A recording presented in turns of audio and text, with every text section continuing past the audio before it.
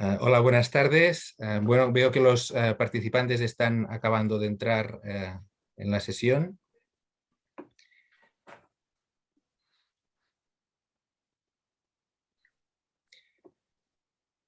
Vamos a empezar. Voy a explicar unas pequeñas aspectos técnicos de la sesión para la sesión de hoy, que durará 2 horas. Es la certificación BPS y la subespecialización en farmacia hospitalaria en España. Es una sesión bilingüe. Por tanto, ustedes pueden optar por escuchar la sesión en inglés o en español y solo tienen que acceder al menú de Zoom para hacer esta selección. Aprovecho también para agradecer la colaboración de distintas compañías en la organización de este evento: AstraZeneca, Bristol Myers Squibb, Gilead, Bayer, Novartis y Merck. La sesión se va a llevar a cabo en 2 paneles. Un primer panel sobre la certificación como motor, ¿no? o como impulso de la especialización en farmacia hospitalaria en el mundo y en España. Y un segundo panel donde vamos a explicar la especialización en farmacia hospitalaria en España y la experiencia también de Estados Unidos. Sin más, les presento el conjunto de panelistas y le doy la palabra a Jordi Nicolás, vicepresidente de la Sociedad Española de Farmacia Hospitalaria. Pues muchas gracias, José María. En primer lugar, sí que me gustaría pues, agradeceros la invitación y, como no, pues felicitaros por la iniciativa, ¿no? Hablar durante el mes de julio de la formación y subespecialización creo que realmente es algo muy importante, y con el gran elenco de panelistas que habéis conseguido congregar, creo que va a ser realmente una tarde realmente provechosa. Por tanto, felicitaros y también pues trasladar a todos los panelistas las gracias y las felicitaciones para que de primera mano pues, nos puedan también comunicar cuáles son los beneficios y experiencias en los diferentes países.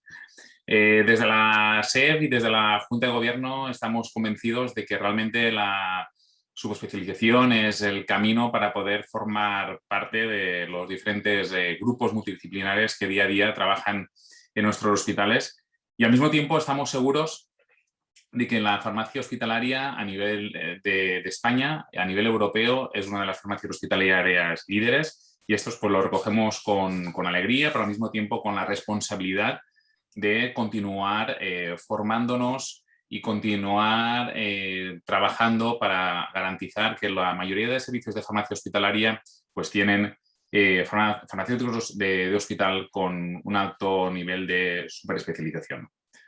Así que yo creo que sin nada más, José María, panelistas, enhorabuena por la iniciativa y a vuestra disposición.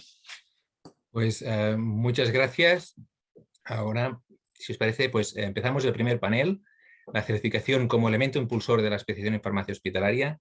Por tanto, voy a presentar los hablantes, los ponentes de este primer panel. Brian Lawson, que es el director ejecutivo asociado de Board of Pharmacy Specialties en Estados Unidos.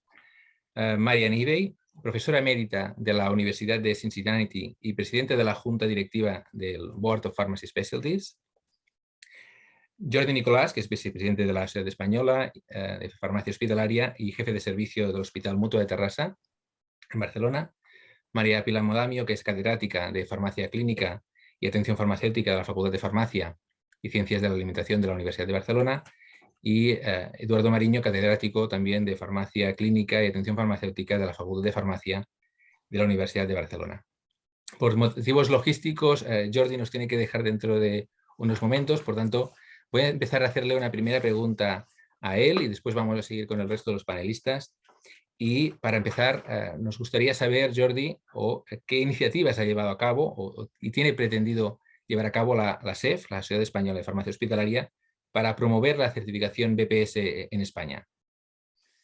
Pues, José María, lo que comentábamos, ¿no? Desde la Junta de Gobierno estamos convencidos de que es la manera de poder incrementar y potenciar el nivel de la farmacia hospitalaria a través de la subespecialización, y así pues sí que estamos en búsqueda continua de aquellas certificaciones, de aquellas superespecializaciones de BPS que pueden ser de interés para nuestros para nuestros socios y hacerlo llegar a la mayoría de ellos. Así es que no solamente a través de los BPS, sino también a través de los certificados. El pasado año se promovieron certificados de compounding, de clinical skills, también de seguridad. Pero ya centrándonos en lo que es la superespecialización, creo que es importante recordar que el año pasado tuvo lugar la primera convocatoria desde la SEF, porque una manera de garantizar este éxito seguramente es que tengamos figuras, compañeros que ejercen esta labor de coordinador, ¿no? Para asegurar el éxito en los exámenes y en las certificaciones. Y uno de los últimos programas incorporados pues, fue el de BPS de infecciosas. El número de farmacéuticos, de compañeros que están realizando este BPS está alrededor de 15, 20 farmacéuticos, y bueno, pues esto ya va a aumentar el número de farmacéuticos que van a conseguir esta certificación, además de la de farmacoterapia, que ya contamos con un amplio número, el de oncología, el de psiquiatría, nutrición y el de paciente crítico. De buen seguro que cualquier necesidad que detectemos, cualquier otro título que detectemos que haya necesidad, lo incorporaremos, y lo que también vamos a trabajar es para garantizar las recertificaciones de estas superespecializaciones y que ningún farmacéutico de hospital y socio de la Sociedad Española de Farmacia Hospitalaria pues quede fuera de esta recertificación. Pues muchas gracias. Yo creo que es verdad que este programa de becas de la SEF para prepararse el BPS ha tenido mucho éxito, y esto lo vemos con el número de farmacéuticos certificados. Ahora quería preguntar a Marian y a Brian sobre cómo ha ido en Estados Unidos, ¿no? ¿Qué evolución ha tenido la certificación BPS en Estados Unidos y cómo ha contribuido al desarrollo del farmacéutico?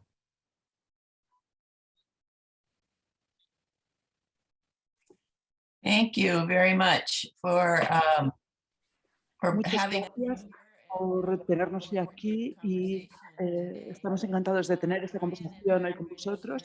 Brian y yo vamos a compartir las primeras preguntas para este panel, y voy a empezar con esta pregunta y después Brian va a añadir alguna información más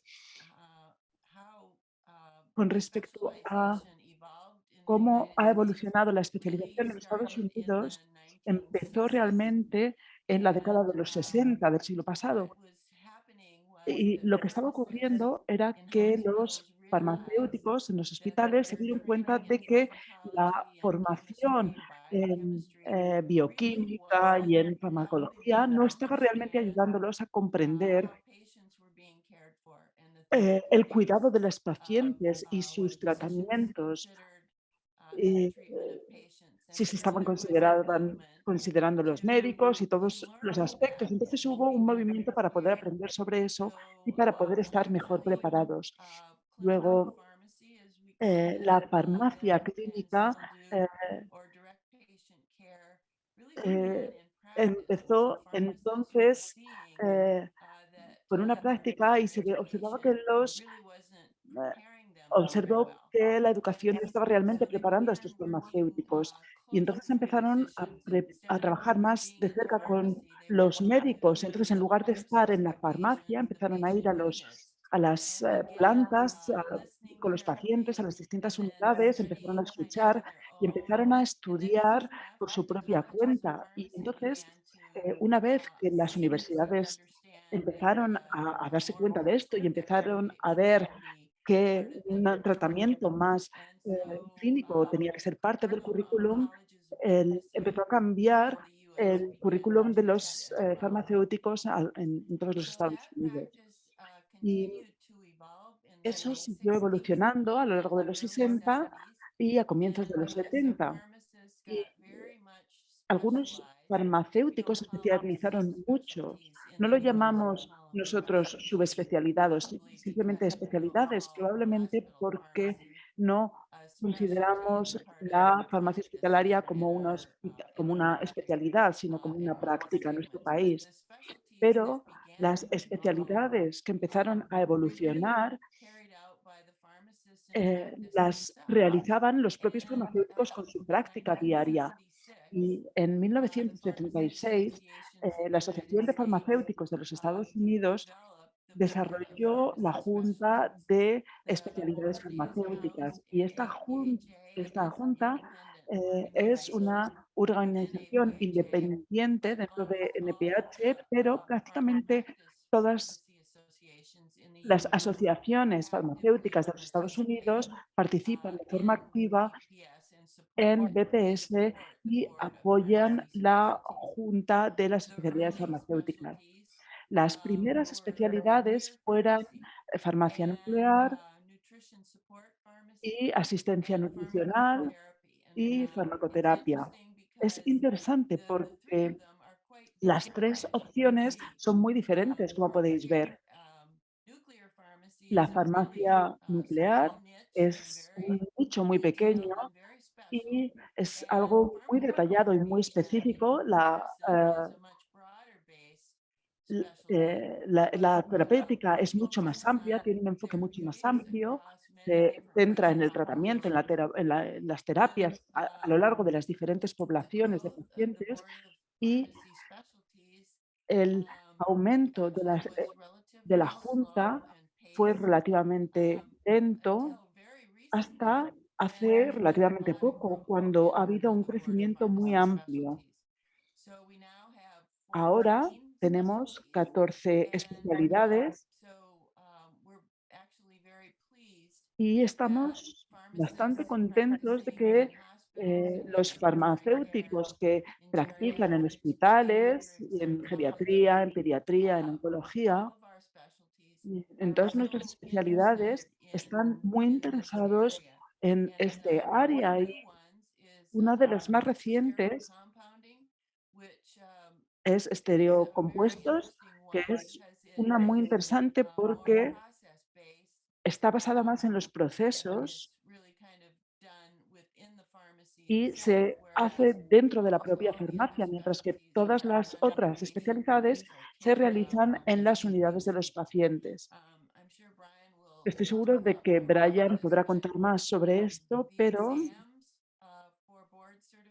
los exámenes para la Junta de Certificación son realizados por asesores que son farmacéuticos, que tienen experiencia en esa especialidad.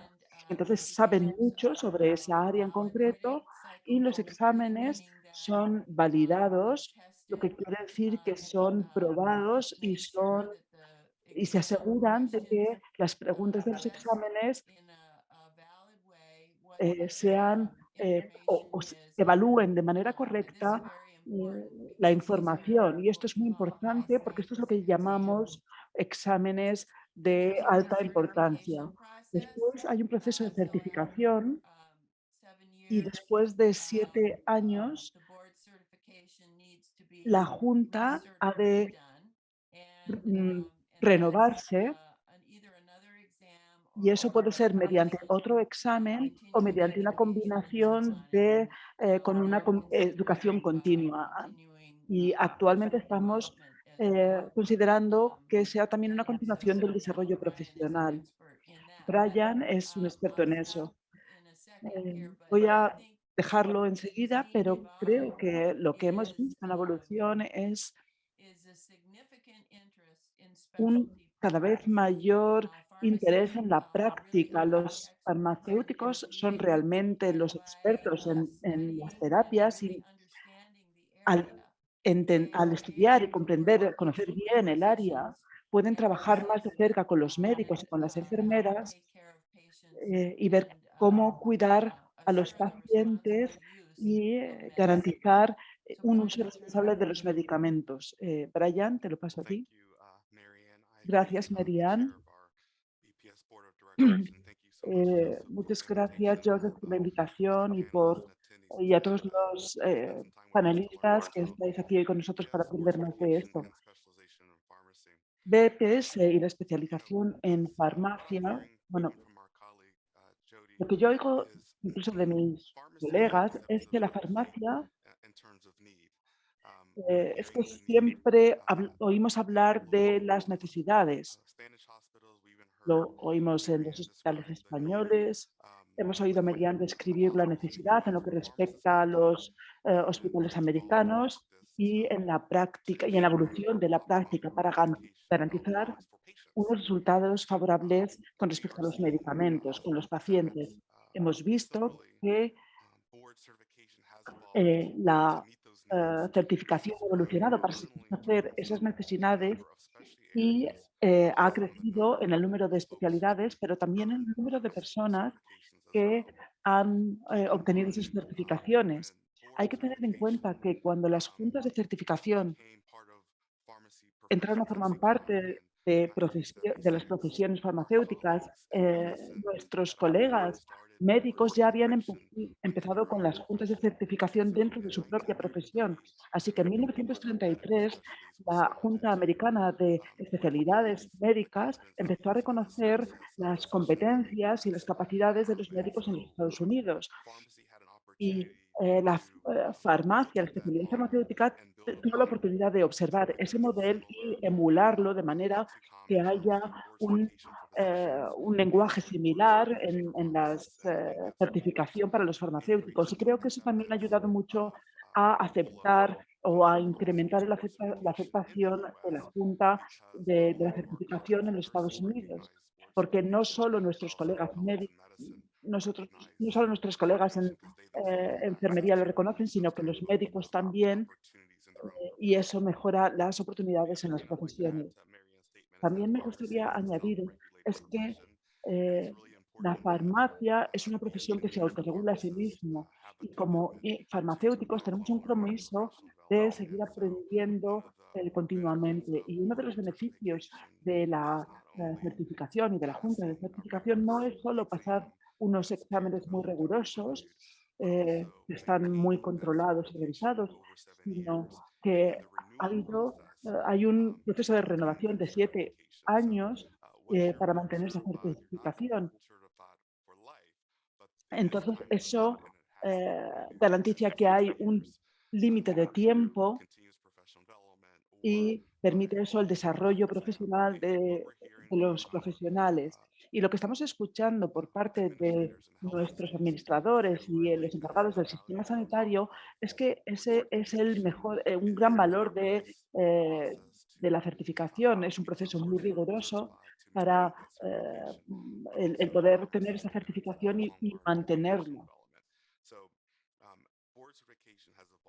Así que sí, la certificación ha evolucionado a lo largo de los últimos 40 o 50 años para reflejar las auténticas necesidades de los pacientes y del sistema sanitario. Y ahora quería preguntar desde el punto de vista de la farmacia aquí en España, que está muy regulada, y también del grado de farmacia, ¿no? Y preguntarles a Pilar y a Eduardo esos pasos previos, ¿no? ¿Cómo ha cambiado y cómo debe cambiar el grado de farmacia para ese ejercicio de la farmacia práctica avanzada? ¿Y qué papel tiene la universidad, menos aquí en España, donde hay una regulación más estricta y no hay una autorregulación, sino hay una regulación más externa, en esta formación de posgrado de la farmacia clínica?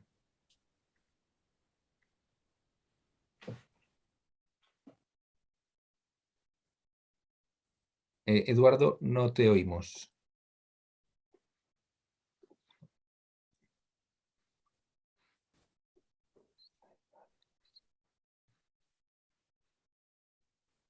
No sé si estás en el otro canal.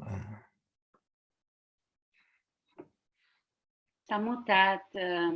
Sí, Pep. estás en mute, Eduardo.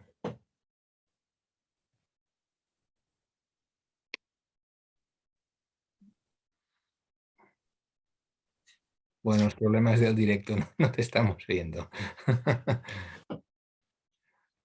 Si estáis juntos con Pilar, os podéis poner juntos. Bueno, mientras tanto, si queréis, pues puedo hacer una otra pregunta y se lo paso a Marian y a Brian sobre qué papel tiene la certificación BPS a nivel internacional, ¿no? ¿Qué avance promueve el BPS no solo en Estados Unidos? Nosotros desde España hemos visto un ejemplo en el modelo americano, pero en el resto del mundo, a nivel internacional, ¿cómo se está viendo BPS y cómo está evolucionando la certificación de farmacéuticos? Okay, thank you again, Pep. Gracias de nuevo, Pep. Y de nuevo voy a empezar yo, pero seguro que Brian luego tiene algo que decir muy interesante. Yo he sido presidente de la sección farmacéutica del hospital de la FIP. Ha sido interesante porque hemos hablado con los colegas de diferentes partes del mundo y hemos visto el interés que tienen y cómo desean también ser útiles con respecto a las necesidades del paciente en lo que respecta a la medicación y también las necesidades de los médicos. Y están también muy interesados en nuestro conocimiento sobre los medicamentos. Esto ocurre en todo el mundo, eh, pero para hacer esto es necesario ciertos recursos. Así que algunos países lo tienen más complicado porque en algunos sitios un farmacéutico se tiene que encargar de muchos, de cientos de pacientes y a veces incluso más. Y tienen, es muy difícil para ellos poder conseguir nada, hacer nada excepto dar los medicamentos. Pero una vez que empiezan a formarse en los colegios de las universidades de farmacia, se dan cuenta de que hay mucho más que pueden hacer. Entonces, es una evolución lenta pero segura,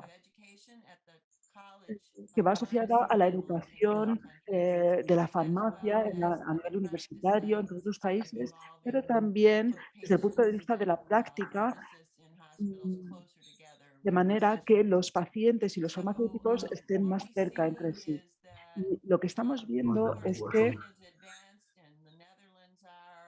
que sí, España está muy avanzado y los Países Bajos, Australia, el Reino Unido, muchos lugares están avanzando rápidamente, pero y también estamos viendo que incluso en países en desarrollo como Pakistán, que tienen lo que nosotros llamamos residencias en farmacia y eso quiere decir que una vez han obtenido su título en farmacia, tienen una formación adicional a través de un programa de residencia.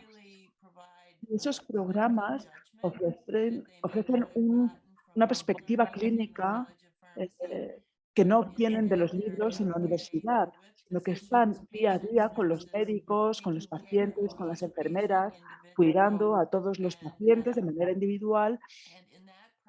Y en ese proceso empiezan a avanzar hacia una especialización. Está ocurriendo en todo el mundo, como he dicho, en diferentes grados, en algunos sitios es más rápido que en otros. Fundamentalmente depende de los recursos, pero sin duda alguna hay un deseo en todo el mundo de que sea así. Y creo que la COVID ha demostrado que los farmacéuticos en cualquier país pueden tener sus propias comunidades y ellos pueden contribuir al cuidado de los pacientes que realmente necesitan una asistencia adicional en sus cuidados. Y, por ejemplo, para tener unas agujas estériles para sus vacunas, cosas muy sencillas. Pero a veces cuando no hay un cuidado adecuado detrás puede provocar que las personas se enfermen aún más. Entonces, los farmacéuticos están ayudando mucho en eso. Así que internacionalmente sí que estamos viendo un crecimiento y una evaluación. Brian tiene algunas estadísticas de todo el mundo, así que quizá él pueda ampliar más. Muchas gracias, Miriam, por la pregunta y yo a ti también. Como ya hemos mostrado en otras conversaciones sobre la certificación y las prácticas, lo que yo siempre tengo en la cabeza es la seguridad del paciente, la calidad y el desarrollo. Hemos visto en la pandemia el papel de los farmacéuticos en los servicios públicos para poder ayudar a ofrecer fármacos para la pandemia y en áreas de mucha necesidad, por ejemplo, para los pacientes. Y esto es algo que tiene que ser necesario y es algo que la OMS ha estado controlando durante muchos años para poder ayudar a la sociedad y garantizando que hay una fuerza de trabajo siempre preparada para cuidar a esos pacientes. Otra cosa que quiero añadir es que hay unos cuantos marcos y modelos a nivel local y nacional en todo el mundo eh, que ayudan a fomentar el papel de los farmacéuticos. Mm, la profesión está cambiando desde los productos a los pacientes y estamos viendo que las universidades y las escuelas están cambiando su currículum y estamos viendo que cada vez hay más programas de residencias, como ha dicho Mariam, en muchos países. He estado en Tailandia y ellos tienen un programa de residencia, en Canadá también lo tienen, en Australia están pensando en desarrollar uno. Y el objetivo siempre es aumentar la calidad de la formación y crear una mejor fuerza de trabajo para poder satisfacer las necesidades de los pacientes. Otro aspecto es preparar a los farmacéuticos para trabajar junto con los médicos y con las enfermeras para poder cuidar bien a los pacientes. Hemos visto distintos modelos y creo que todo empieza con la educación. Creo que en torno a los 60 y un poco antes, el título de farmacia era el más básico y en algunos casos sigue siendo el más básico para poder practicar la farmacia, pero desde ese punto de vista, la gente que quiera trabajar en la industria farmacéutica tendrán que hacer o tienen que hacer un máster o un doctorado o obtener una formación superior en este área. En los Estados Unidos, como Mariana ha dicho, lo hacemos de manera un poco diferente eh, y es incluyendo en el currículum todos estos aspectos. Y de esa manera los farmacéuticos pueden empezar a formarse en este aspecto desde el principio y además les permiten trabajar inmediatamente después de la universidad en estos temas. Entonces, muchos países están mirando los distintos modelos en Estados Unidos, en el Reino Unido, para bien adoptar o adaptar estos modelos que unen a los farmacéuticos con los pacientes a nivel local. A ese respecto, la certificación como un estándar establecido en el que los farmacéuticos, no solo en los Estados Unidos, sino en todo el mundo, pueden adquirir porque es un estándar que es validado por pares y, como Mariana ha dicho, tenemos lo que se llama un análisis del trabajo cada 5 años para garantizar que los dominios y las tareas dentro de nuestros grupos de exámenes evolucionan con el papel de los farmacéuticos. Luego, la certificación ha sido un motor impulsor que se ha utilizado para desarrollar este campo, no solo en los Estados Unidos, sino en todo el mundo. Marian y Michelle han dicho que yo tengo los números y es verdad. La certificación ha aumentado. En 2002 teníamos unos 40.000 certificaciones en los Estados Unidos y en el mundo y hoy en día tenemos 54.000. De estos 54.000, unos 5.000 tienen la certificación fuera de los Estados Unidos. Luego, 10% de nuestra población vive y trabaja fuera de los Estados Unidos y estimamos que hay una junta de farmacéuticos, una junta en unos 58 países y eso permite mejorar el compromiso a nivel local con las certificaciones. En concreto, diciendo a los colegas que tenemos aquí hoy, tenemos 264 farmacéuticos que viven y residen en España. La mayor parte de ellos tienen la certificación en oncología y 61 de ellos lo tienen en especialidades terapéuticas y 22 en temas nutricionales. Esto más o menos refleja las necesidades y el interés de las juntas de certificación en España. Y otra cosa que me gustaría saber antes de acabar es España es el líder en certificación en Europa y quiero que que nos escucháis lo sepáis porque representa el verdadero compromiso y el respeto por el modelo en España. Muchas gracias, Brian, Marian. La verdad es que son estadísticas muy interesantes y sitúan el papel de España en la cabecera, ¿no? En el avance de la especialización.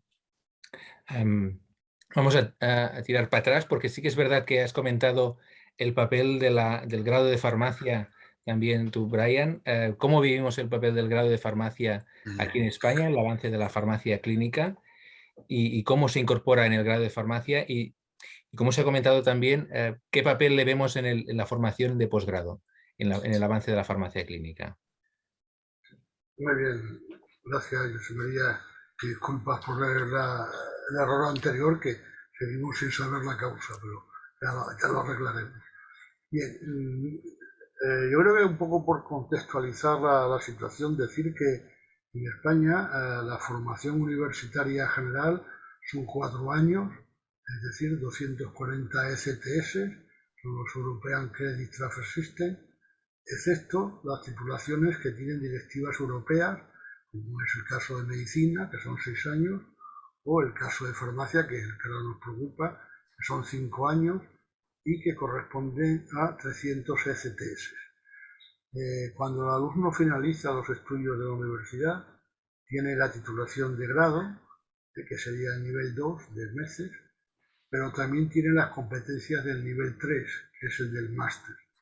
En consecuencia, cuando recién acabada la universidad, no precisa hacer ningún máster para poderse iniciar en el doctorado, que sería el nivel 4. Esa es la situación actual ya desde hace algún tiempo. En cuanto a los planes de estudios que se han intentado, digamos, ajustar de alguna manera a esta situación de 5 años, ¿no? Al principio se pensaba que no incluían el máster y luego al final pues se comprobó que sí, de una manera así un poco extraña, ¿no?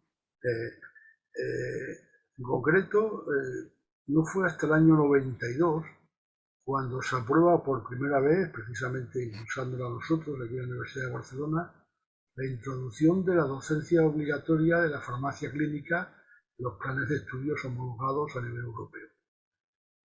Después, en el año 99, aparece un documento interesante, que es el documento Bolonia, y más o menos a comienzos de este siglo, cuando se empieza a introducir ya como formación obligatoria la atención farmacéutica, aunque también es cierto que hay universidades en las que no existe esta formación ni siquiera como asignatura optativa, y en algunos casos solo como asignatura optativa. Nosotros hemos intentado complementar en la medida que nos ha sido posible esta formación, digamos, asistencial con otras asignaturas como lo que sería la que conocemos como farmacia asistencial y luego con optativas como pueden ser ensayos clínicos y farmacovigilancia. La situación, digamos, yo creo que no es del todo satisfactoria. De hecho, ayer mismo tuvimos una sesión de la ACU, que es la Agencia de Calidad Universitaria en Cataluña. A nivel estatal está la ANECA, que es la Agencia Nacional de Evaluación de la Calidad, y en bastantes comunidades autónomas, entre ellas la nuestra, hay una delegación de esas competencias en la ACU, la autonómica, y en uno de los estudios que acaban de realizar sobre la ocupabilidad y la formación en el ámbito de la farmacia, especialmente comunitaria. Los resultados de los encuestados, en este caso los contratadores, era que, bueno, pues que hacía falta más atención personalizada, más consejo farmacéutico, más atención farmacéutica, más atención al cliente, más promoción de la salud. Bueno, nos lo están diciendo, ya no es lo que algunos académicos podemos pensar, probablemente con grandes sesgos, ¿no? Pero nos están diciendo los contratadores. Y nosotros pensamos que, bueno, que efectivamente han cambiado en los últimos 30 años mucho los planes de estudio, pero han cambiado nuestra forma de entender de manera insuficiente. ¿Sí? Y sobre todo recordando lo que nuestros compañeros norteamericanos conocen mejor que yo, ¿no? Que ya en los años 40, en la Universidad de Washington, el profesor Rising empieza con la docencia de farmacia clínica, y que ya en el año 67 Parker da una definición de farmacia clínica bastante ajustada, y que ya entonces habla, en el año 67, de que nos teníamos que especializar. No, yo creo que estamos esperando todavía eso. Parece como primera aproximación, ahí quedaría. Y aprovechando, Eduardo, y vemos que el grado hay mucho trabajo a hacer. Sí que en España hay un sistema de especialidades. La especialidad en farmacia hospitalaria son 4 años. ¿Cómo ves tú la evolución de la especialidad de farmacia hospitalaria y de los complementos de posgrado a esa formación? Bueno, yo fui de los grandes defensores de la especialización en farmacia hospitalaria.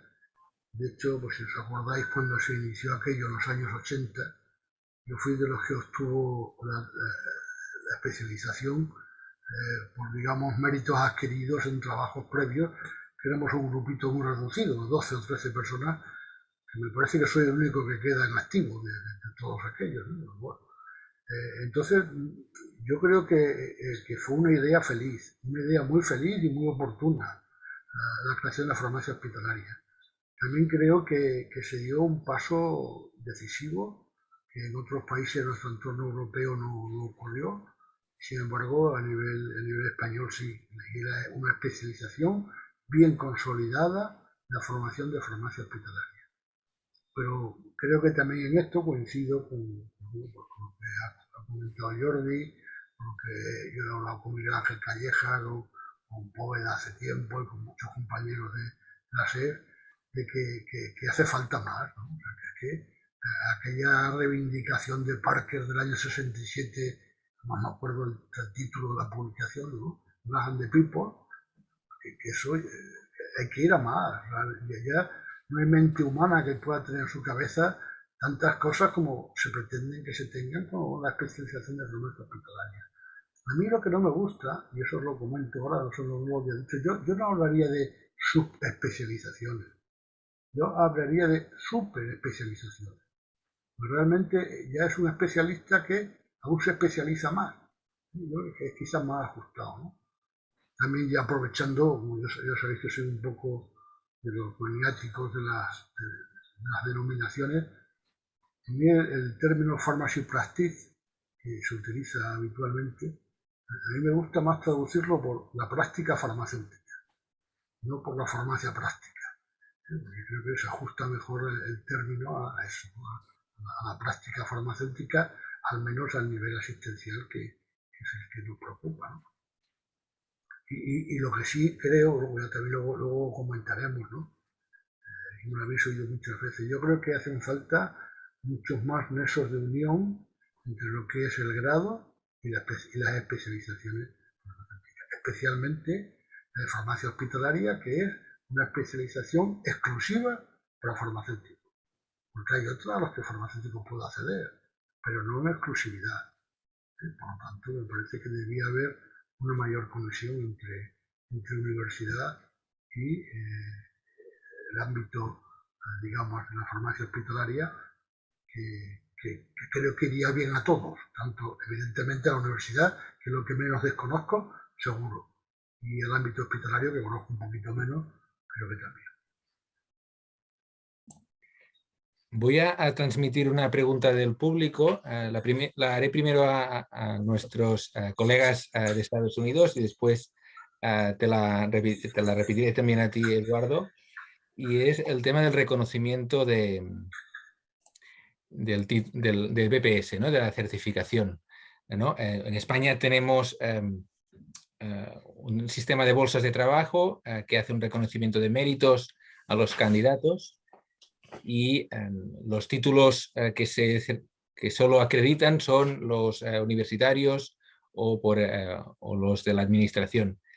Se ve que en Estados Unidos el sistema es distinto, pero nos gustaría que nos contarais cómo perciben los empleadores y también los candidatos, las personas que se acreditan por un BPS, por una certificación, ese reconocimiento del título.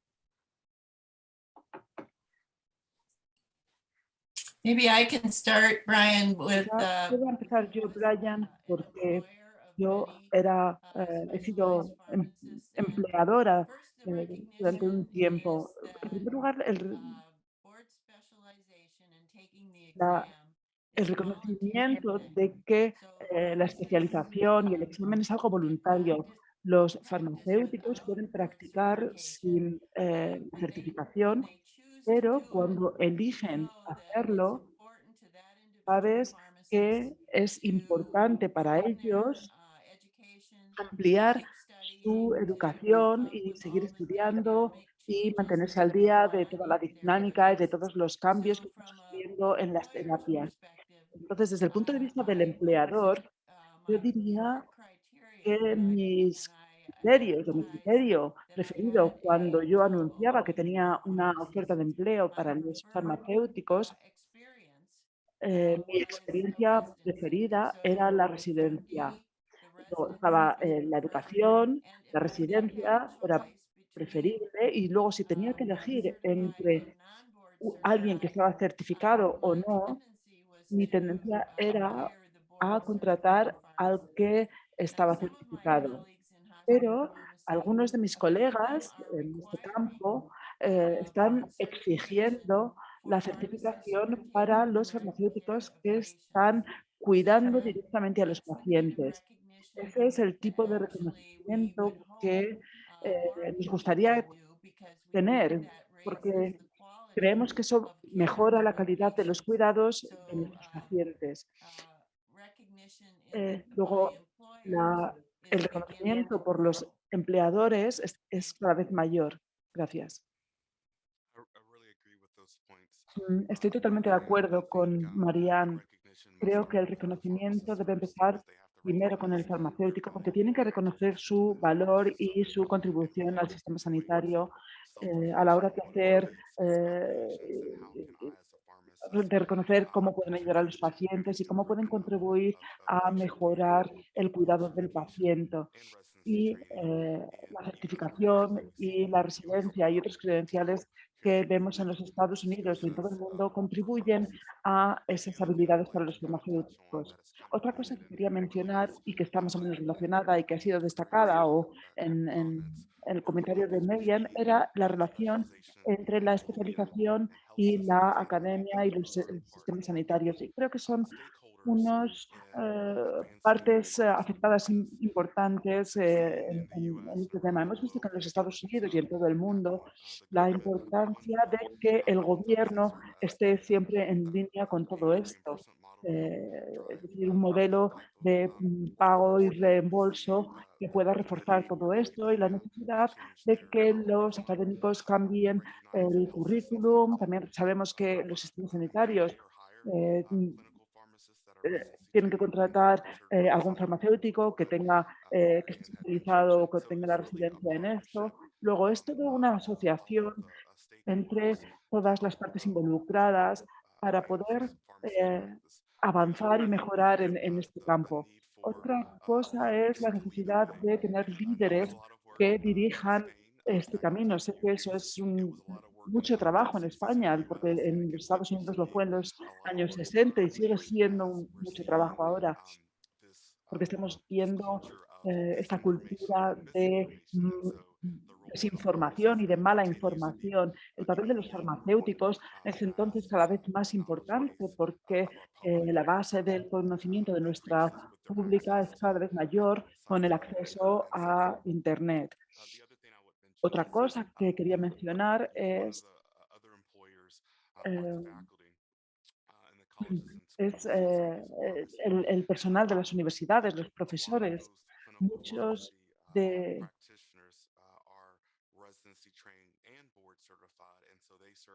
Muchos de esos profesionales pueden, o de la gente que practica la farmacia, pueden ejercer como mentores para animar a los estudiantes a que sigan caminos similares. Luego, es necesario toda una comunidad para conseguir un buen resultado.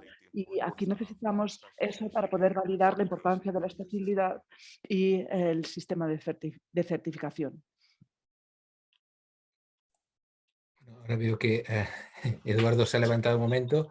Voy a hacer ya de las últimas preguntas y es cómo veis el futuro de la subespecialización a nivel internacional, cómo lo veis también en España y luego pues también Pilar, que se ha incorporado, cómo ve este futuro de la subespecialización y el reconocimiento. Si queréis empezar tú, Marian y Brian, y después Pilar, pues nos puedes ayudar a dar la visión desde España y desde la universidad. View from Spain. Okay. Thank you. I guess I would Gracias. just Supongo emphasize que what I heard solo Eduardo say. lo que quiero es poner énfasis en lo que ha dicho Eduardo, y es que le gustaría que las universidades de farmacia invitasen a los farmacéuticos para que sean profesores y puedan guiar a los alumnos en las universidades. Hemos peleado con eso en España, en Estados Unidos, perdón, y creo que ya está muy bien estructurado. Hay muchas charlas, o los farmacéuticos están dando muchas charlas sobre sus especialidades en los hospitales. Luego, la conexión entre el hospital y la universidad ya está eh, repartida por todo el país y es como una asociación. Y las universidades no podrían completar su currículum sin la participación de los especialistas en farmacia hospitalaria dando sus charlas.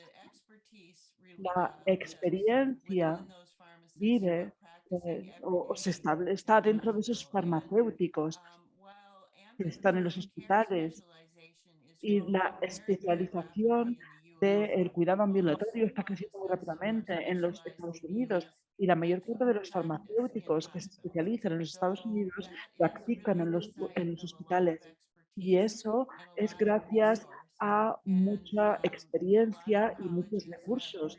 Las universidades han creado lo que crean un puesto de adjunto para el especialista farmacéutico de los hospitales.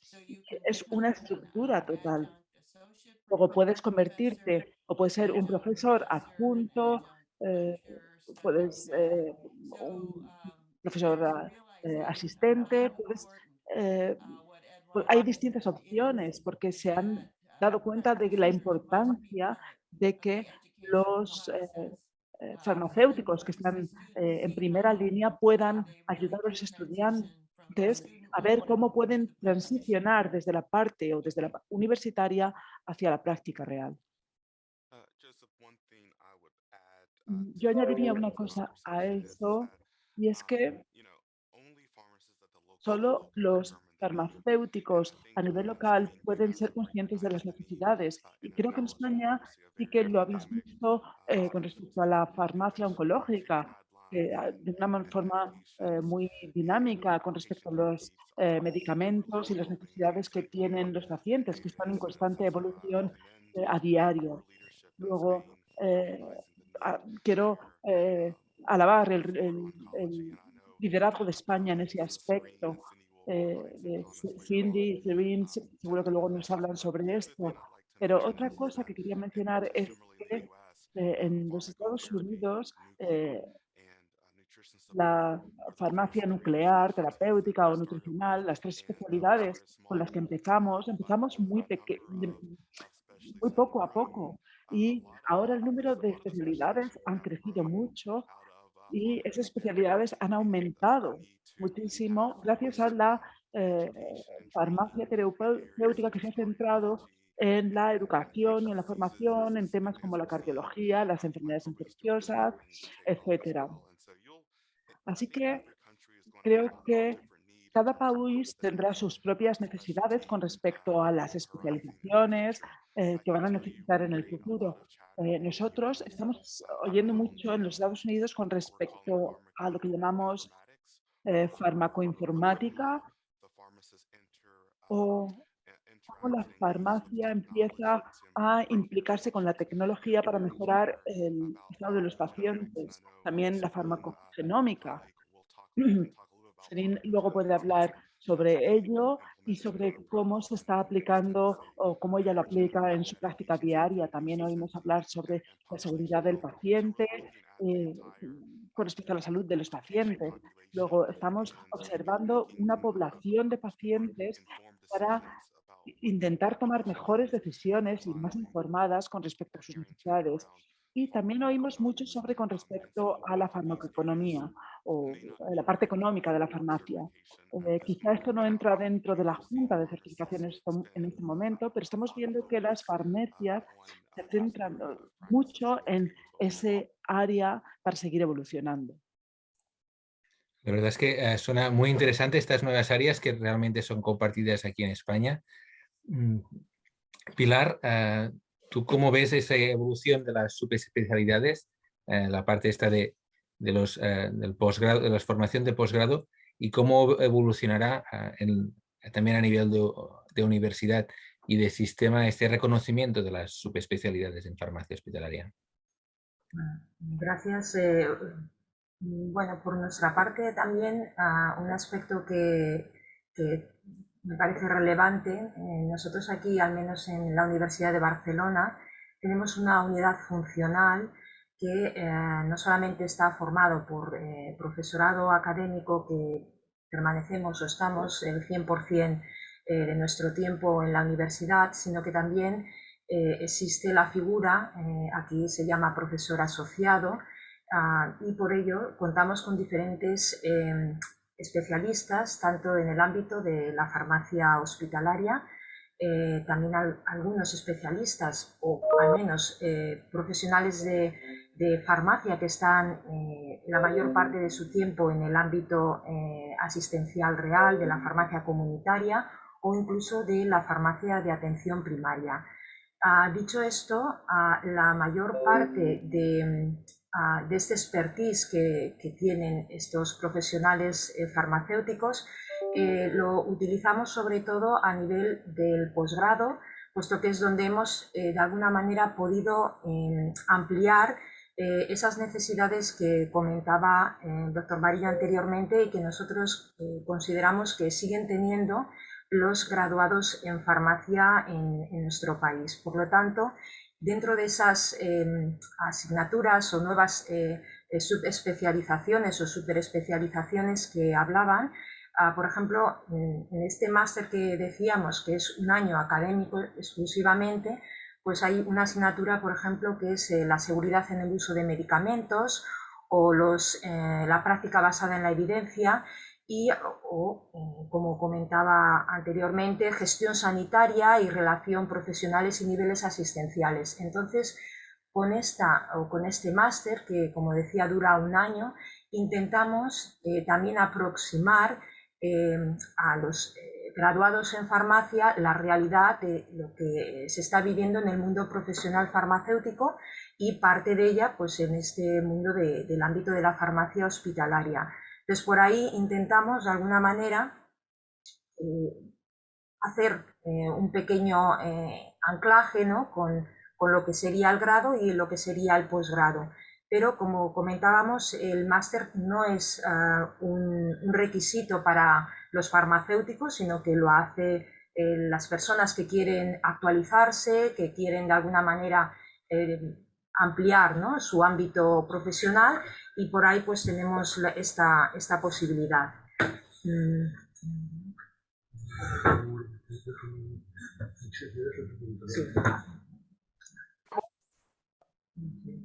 La verdad es que has hecho un paralelismo muy interesante en la formación de másters y también la acreditación, ¿no? Que no son obligatorios, pero sí que aportan una formación complementaria y de mucho valor a los profesionales. Seguramente son dos tipos de formación distintos, uno más académico y el otro más práctico, pero también complementarios en el desarrollo profesional de los profesionales farmacéuticos. No sé si queríais añadir alguna cosa más desde la universidad. Bueno, quizás un poco que esa bicefalia que hay en que los estudios de grado dependen de un ministerio, que es el Ministerio de Universidad, y los estudios de las especializaciones, en concreto la de farmacia hospitalaria, dependen más del Ministerio de Sanidad. Yo creo que ahí también debería hacerse algún tipo de reflexión y algún tipo de acción conjunta, ¿no? Porque si no, pues ahí se produce un poco de divorcio entre una cosa y la otra. Pues muchísimas gracias. Es una reflexión interesante y a evolucionar en el contexto español. Nos queda camino por hacer. Realmente hemos avanzado también y con el modelo de Estados Unidos con algunas certificaciones, y por eso ya voy a dar paso al siguiente panel, que es un caso de éxito en el cual en España estamos muy orgullosos, que es la certificación en farmacia oncológica, y le voy a pasar la palabra a mi compañera Teresa Bermejo para que pueda moderar este segundo panel. Muchas gracias. Bueno, en primer lugar, muchas gracias, Josep, por haber organizado este interesante debate que la verdad, pues en la primera parte pues, nos ha hecho reflexionar sobre los inicios de la formación del BPS y los ajustes que a nivel académico deben de hacerse entre la universidad y la práctica farmacéutica del día a día. Entonces, en este caso concreto, la segunda parte es la especialización en farmacia oncológica. En primer lugar, voy a presentar a los ponentes de este segundo panel. La doctora Sirin Ilian Aydar, que es la coordinadora de la residencia en farmacogenómica clínica en St. Jude Children's Research Hospital y profesora asociada en el Departamento de Farmacia Clínica y Ciencia Translacional en la Universidad de Tennessee. Seguidamente a Cindy O'Brien, que es la vicedecana para Asuntos Académicos y Docentes y profesora de Slash School of Pharmacy and Pharmaceutical Science de la Universidad de Colorado y es presidenta de la Hematology Oncology Pharmacy Association. Luego intervendrá María José Carreras, jefe de sección de servicio de farmacia del Hospital Vall d'Hebron, directora del curso de preparación para el BPS en oncología de la SEF. Miguel Ángel Galleja, jefe de servicio de farmacia del Hospital Virgen de la Macarena de Sevilla, es presidente de la Sociedad Española de Farmacia Hospitalaria. Y por último intervendrá María Sacramento Díaz, jefe de sección de servicio de farmacia del Hospital Universitario Virgen de la Risaca de Murcia. En primer lugar, antes de empezar las preguntas con los panelistas, Josep me ha dado la oportunidad, dado que estamos en un medio muy interesante de investigadores y de personas que están participando no solamente desde España, sino de otras partes del mundo, como Latinoamérica y Estados Unidos, me ha dado la oportunidad de explicar muy brevemente la situación de la revista Farmacia Hospitalaria, que es el órgano de expresión científica de nuestra sociedad SEF.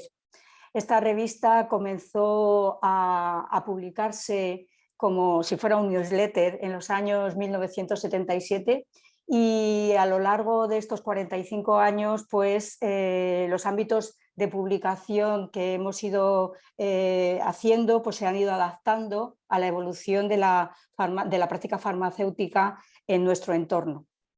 En el momento actual, el comité editorial de la revista Farmacia Hospitalaria, que lleva trabajando desde el año 2017, tiene un plan estratégico definido en 3 grandes líneas que son gestión editorial, excelencia científica y visibilidad. Y las publicaciones que recoge Farmacia Hospitalaria pues abarcan diferentes hábitos de la práctica farmacéutica de nuestro día a día, de gestión, de seguridad, de gestión del riesgo, de elaboración, de diferentes áreas terapéuticas de gran interés para nuestro día a día, para el trabajo de los farmacéuticos integrados en los equipos asistenciales, que también nosotros en España pues afortunadamente vamos progresando adecuadamente para esa integración. Y pues en este ámbito pues se publican trabajos relacionados con el área de geriatría, con el área de las enfermedades inmunomediadas, de las enfermedades infecciosas, de aparato digestivo, un amplio etcétera. Y en el área de la oncohematología en concreto, ya centrándonos en el área que vamos a tratar en el debate, pues aproximadamente el 18% de las publicaciones que hemos sacado en los últimos 2 años han sido de este área, o sea que es de un gran interés para nuestro colectivo. Farmacia Hospitalaria se encuentra ahora mismo indexada en 17 bases de datos y una de ellas es el Emergency Science Citation Index de la WOS, que es una base de datos que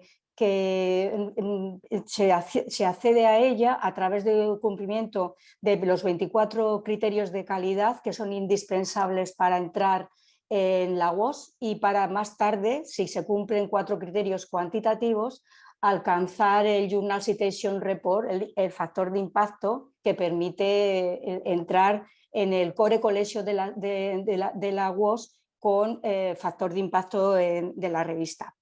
Entonces, nosotros durante todos estos años hemos ido trabajando en aumentar nuestro factor de impacto, aunque cumplimos los 24 criterios cualitativos, no cumplimos los cuantitativos aún. Al cierre del año 21 estamos en un factor de impacto de 1,27 y en los últimos 4 años hemos cuadriplicado este factor de impacto, con lo cual pues es un gran avance en este sentido, pero necesitamos todavía pues, mucho más.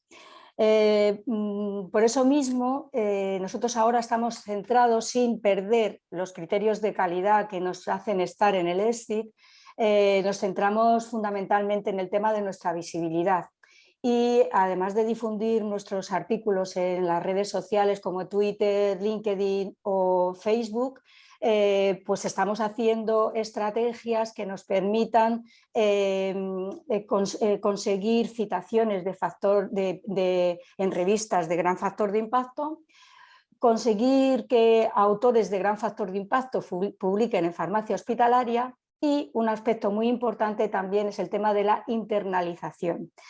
Entonces, en este sentido, quiero dar específicamente las gracias al doctor Pep Yu, porque forma parte de nuestro comité científico y en el último año ha sido una persona muy importante para nosotros, abriéndonos las puertas y la colaboración de la FIP, dándonos la posibilidad de publicar trabajos de autores extranjeros en nuestra revista Farmacia Hospitalaria, autores de Estados Unidos, de China, de Emiratos Árabes y en el caso concreto que nos ocupa hoy, el último y que se ha publicado en el número 3 en el mes de mayo de este año, un artículo que escriben Brian Lawson y él en relación al análisis de la certificación en el marco de la especialización farmacéutica a nivel internacional.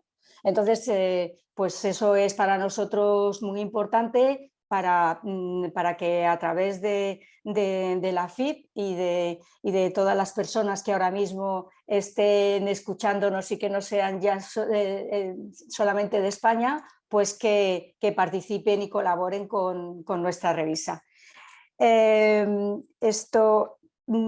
Sin más, quería ya pasar a empezar los comentarios, las preguntas que van a componer esta segunda parte de la jornada. Y bueno, la primera pregunta pues, va dirigida a Sefa, a la doctora Carreras, porque ella es la gran pionera y impulsora del tema de la certificación BPS en el área de oncología en nuestro país, junto con otras personas que también ya ahora mismo ya han dejado de estar en activo, pero María José siempre ha sido, yo la recuerdo en mis visitas al Valle de Brón, ya ella motivando y muy centrada en el tema del BPS en oncología. Entonces, por favor, cuéntanos desde tu perspectiva cómo fueron aquellos inicios para la certificación en oncología en España. Hola, buenas tardes a todos. Bueno, muchas gracias a Pep, Guiu, por darme esta oportunidad y a ti, Teresa, también, porque es verdad que es muy popular y universalizada la formación especializada en oncología a través del programa BPS en nuestro país, pero no todo el mundo conoce cómo empezó, ¿no? Y bueno, yo explico, tengo la oportunidad y me gusta explicarlo porque quiero agradecer también a quien me hizo posible iniciarme en esto, ¿no? Yo trabajo como farmacéutica oncológica en el Hospital Vall d'Hebron de Barcelona. Es un complejo hospitalario de los mayores de nuestro país y el mayor en Cataluña, en mi comunidad autónoma. Y en el año 96 se incorporaron dos grandes líderes con reconocimiento a nivel internacional, como fueron en el servicio de oncología el doctor Baselga, que ya venía del sistema americano del Memorial Sloan Kettering Cancer Center de Nueva York, y posteriormente, como la historia le ha dado, pues ha reconocido, pues ha sido uno de los líderes internacionales en el avance de la oncología, en el desarrollo de las clasificaciones moleculares de los tumores, de las alteraciones genéticas de los tumores y en el desarrollo de las terapias dirigidas, ¿no? El doctor Baselga, con posterioridad, estuvo 10 años en Vall d'Hebron, revolucionó todo el servicio de oncología, estructuró todas las áreas asistenciales en subespecializaciones en oncología allí y creó toda una unidad de ensayos clínicos que hoy es un referente a nivel internacional, liderada hoy por el doctor Tabernero. En aquel momento era todo muy nuevo, él venía con las ideas muy avanzadas y después de estar 10 años allí, la oncología ha dado un vuelco tremendo y situó Vall d'Hebron en el panorama internacional al lado de centros como el Anderson o como el Memorial, entre otros.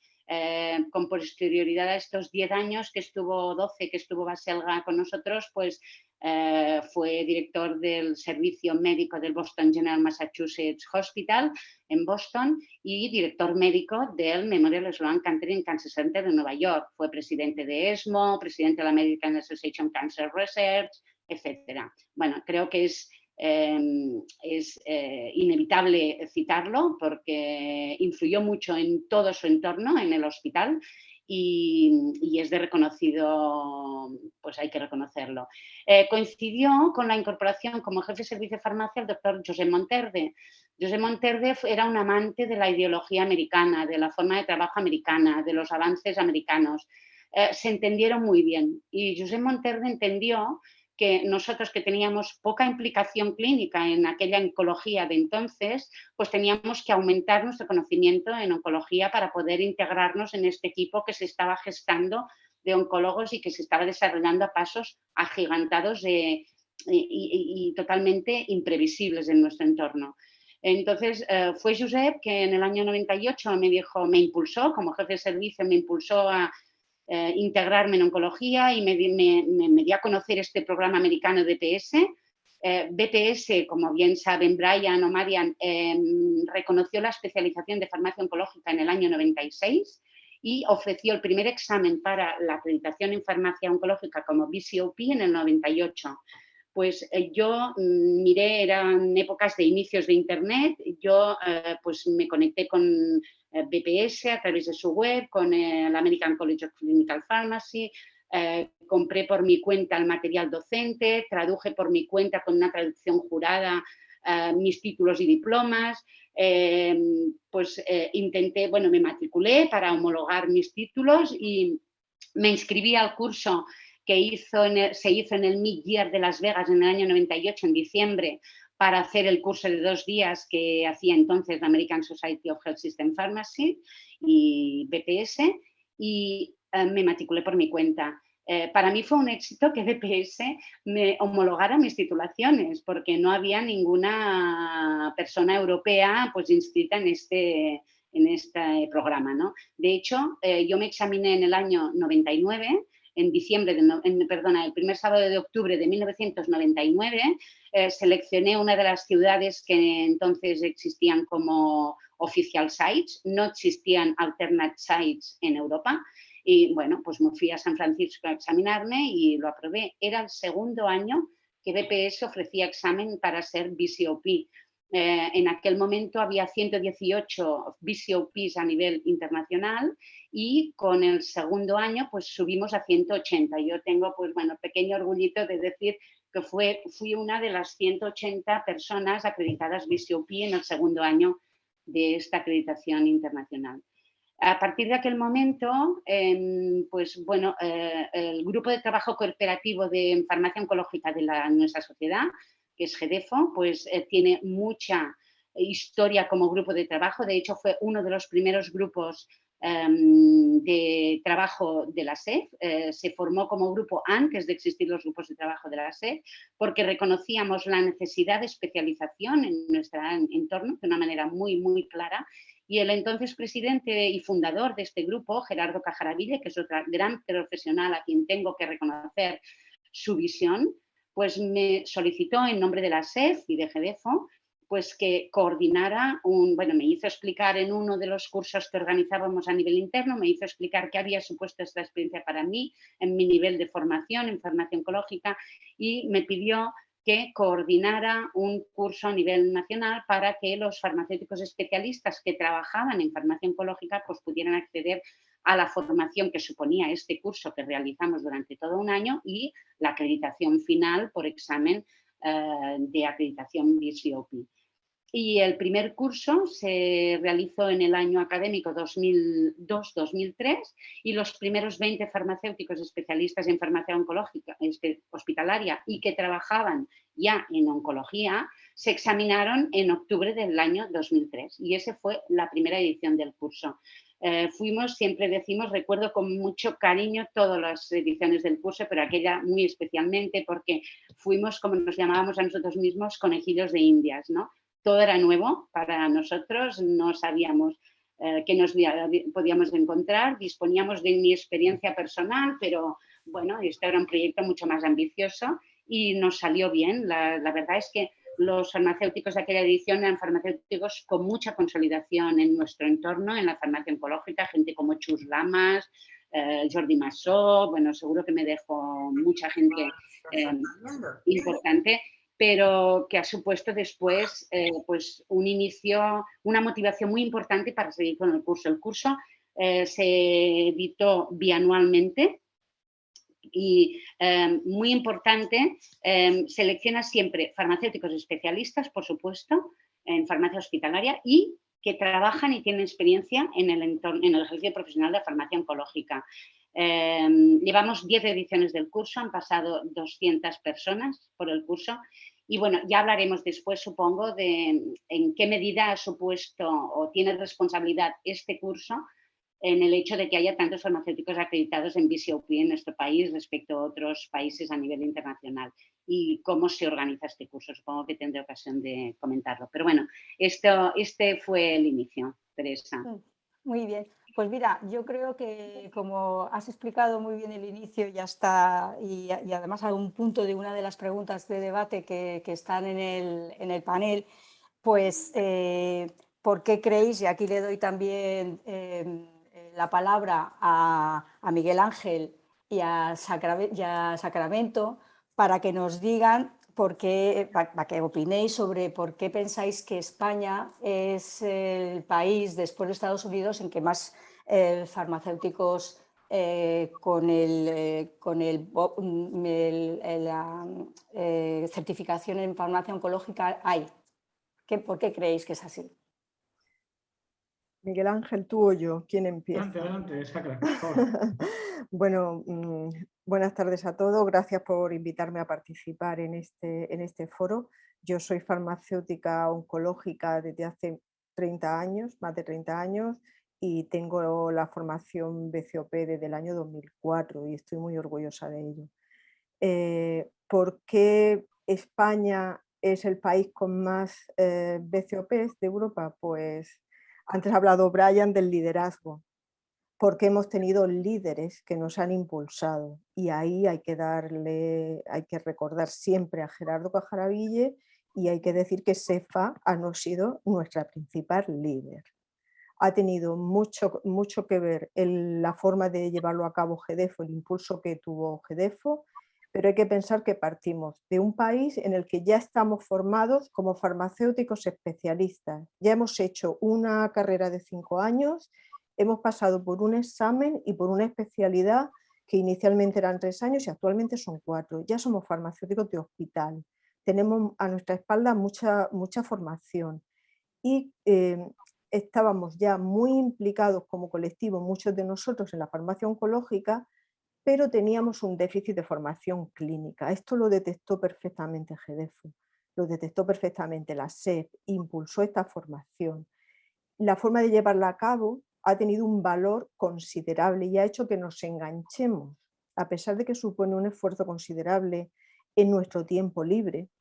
Es un esfuerzo inmenso de formación, pero nos ha enganchado por la forma de hacer el curso, porque se hacen clases presenciales con especialistas en las distintas materias, porque nos formamos en grupo y ese grupo tiene mucho que ver en que no lo dejemos, en que sigamos adelante, en que hagamos un esfuerzo mayor para conseguir el objetivo de acreditarnos.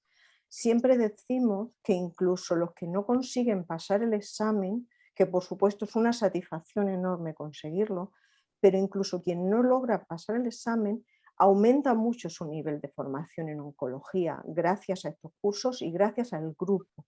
Y también muy importante decir que esos grupos los mantenemos, que a lo largo del tiempo seguimos en contacto, que hemos creado una red de expertos a la que recurrimos en el día a día. Todo eso tiene un valor añadido bestial, ¿de acuerdo? El colectivo ha aumentado la formación de forma exponencial y quiero decir que eso es algo contagioso. Por eso otros compañeros quieren entrar al grupo de los que nos sentimos orgullosos de tener esta formación, porque han visto también cómo ha aumentado esa forma o sea, con esa certificación y con esa forma de preparar la certificación, que yo creo que es lo que tiene ese valor añadido y lo que hace que seamos tantos los farmacéuticos oncológicos españoles que queremos hacer el esfuerzo y que finalmente lo conseguimos, pues eso es lo que tira de los demás. Decir solo por último que yo participo desde hace años, desde la edición de 2005, como profesora en esos cursos que organiza y que dirige magistralmente SEFA. En una de las parcelas pues tengo el orgullo de ser profesora en ese curso. Desde el año 2005 hasta ahora he visto cómo ha mejorado el nivel clínico de los compañeros que llegan a hacer el curso.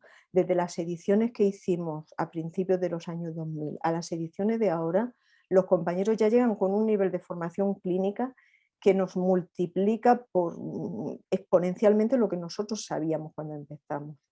Y eso es gracias a que están incorporados en los equipos de los hospitales gente que está muy formada y que ayuda a la formación de los residentes y que ayuda a la formación de los adjuntos recién contratados que empiezan a trabajar en las áreas. Entonces yo creo que todo eso es la explicación del éxito y del por qué tenemos tantos compañeros con la especialidad. Yo estoy de acuerdo con Sacra.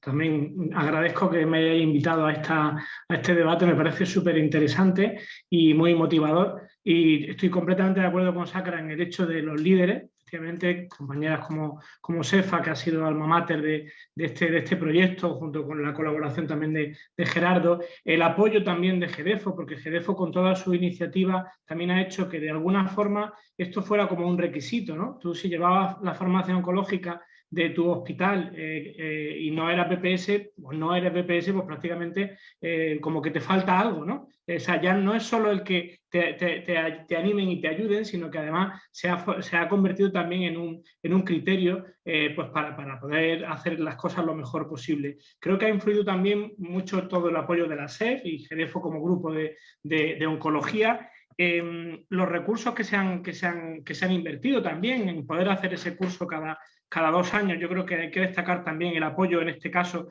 de la industria farmacéutica a través de GEDEFO, a través de la SEF, pues para poder contar con el profesorado, para poder contar con el tiempo de todas las personas. Y yo cuando era presidente intenté imitar el modelo de SEFA con el BPS de oncología para otros BPS, como es farmacoterapia o como está siendo ahora también salud mental o nutrición, y realmente bueno, no se ha conseguido el mismo número, se ha influido, hay más BPS también en estas otras subespecialidades, pero en realidad digamos que ese liderazgo está muy marcado en el área de oncología fundamentalmente, y creo que esto es lo que ha hecho que lleguemos a este punto. Yeah. No, la verdad es que yo, desde mi perspectiva como directora de un servicio farmacéutico durante muchos años, en el momento en que hubo la oportunidad de tener farmacéuticos especialistas en el área de oncología a través de un BPS, yo también aposté por esa idea, y es que te hace sentirte como muy seguro y te hace, yo creo que la relación con los equipos, con el conocimiento que se obtiene a través de esta especialización concreta, pues que te hace que el farmacéutico tenga una gran consideración, y eso desde luego es un tema que desde una perspectiva de estrategia y de dirección de servicio y de liderazgo del servicio de farmacia es muy, muy significativo.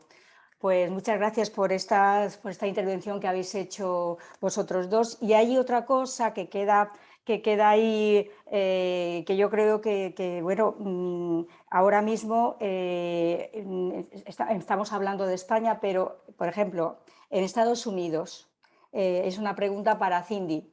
¿Qué valor aporta la certificación de los farmacéuticos especialistas en el área de la oncohematología?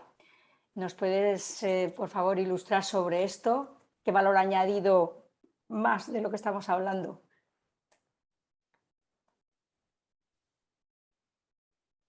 Yes, so I want to thank you all for Bueno, quiero daros las gracias por invitarme para estar hoy aquí hablando con vosotros. Es un placer poder hablar sobre la certificación en España, y estoy emocionada de poder oír hablar sobre la farmacia oncológica y por la pasión que mostráis con este tema. Me ha encantado poder escucharos hoy. Me encanta la pasión, la emoción, la dedicación de SEF, y cómo está aumentando todo ello en la certificación para la farmacia oncológica. Nosotros, los farmacéuticos oncológicos, tratamos pacientes que son muy complejos, que están sufriendo muchas cosas, pueden utilizar medicamentos muy peligrosos, y para nosotros es muy importante estar siempre mejorando nuestro conocimiento. Es un campo, además, que está en constante cambio. Mis estudiantes siempre están sorprendidos de la cantidad de nuevos fármacos que se aprueban para esto al año. Y es muy importante que, como farmacéuticos oncológicos, encontremos formas de mejorar continuamente y de aumentar nuestro conocimiento continuamente para poder cuidar mejor a nuestros pacientes. Y creo que aquí es donde entra en juego la certificación, porque nos da un nivel muy alto de expectativas para nuestros conocimientos y nuestra práctica y nuestras habilidades.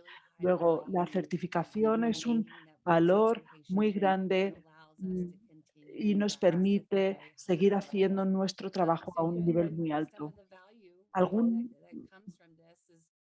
Parte del valor que se obtiene de esto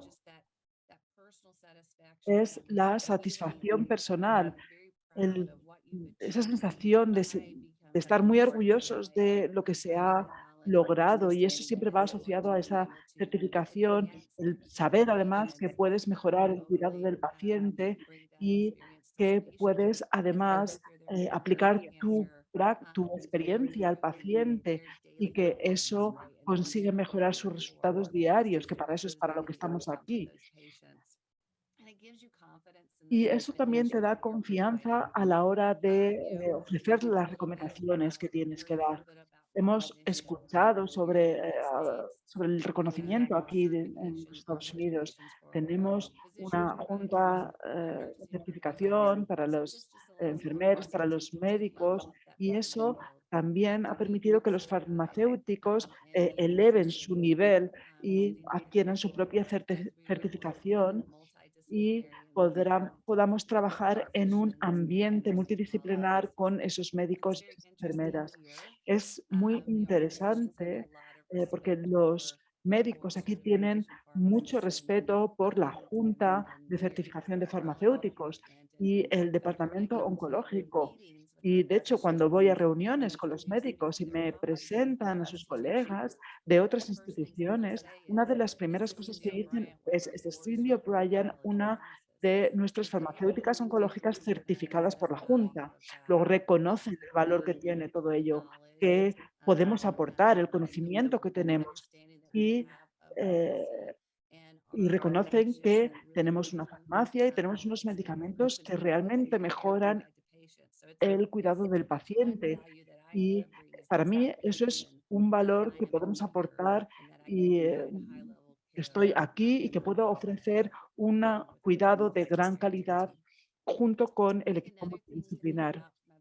Creo que otro aspecto a tener en cuenta es las oportunidades que la farmacia, la certificación de farmacia oncológica aporta. Los farmacéuticos, si te fijas, algunas de las posiciones, María lo ha dicho, hay algunos cargos o algunos puestos que no te consideran si no tienes, algunos puestos de trabajo que no te consideran si no tienes la certificación. O sea, es prácticamente un requisito. Y eso también aumenta la oportunidad para que las personas puedan meterse en este área y suele también ser un aspecto importante para la promoción, para poder promocionar eh, en la universidad, para ser un profesor eh, total o para entrar en un departamento de oncología. Esa certificación te va a permitir tomar o dar esos pasos para seguir mejorando o aumentando tu carrera y eh, mejorar en tu trabajo. Luego creo que desde el punto de vista de la oportunidad, la certificación también es muy importante y permite que muchos farmacéuticos tengan otros beneficios. Quizá puede ser un sueldo mayor. Algunos farmacéuticos que tienen la certificación reciben un salario mayor, o también permite el acceso a otras certificaciones, o permite que los farmacéuticos asistan a conferencias, lo que a su vez sigue aumentando su conocimiento. Es decir, que hay muchas oportunidades asociadas y finalmente, y esto es desde el punto de vista del valor, mejora realmente tu práctica o el valor de tu práctica. Aquí en los Estados Unidos, los farmacéuticos en ciertas áreas los farmacéuticos que tienen la certificación pueden recetar medicamentos para los pacientes y pueden gestionar esos medicamentos mediante un tratamiento cooperativo con un acuerdo de gestión cooperativa y permite al farmacéutico trabajar más casi como un médico avanzado o como una enfermera, como alguien que está realmente atendiendo a los enfermos, porque a fin de cuentas nosotros somos los que tenemos el conocimiento, nosotros conocemos los efectos secundarios y eso mejora realmente nuestra práctica. En los Estados Unidos también tenemos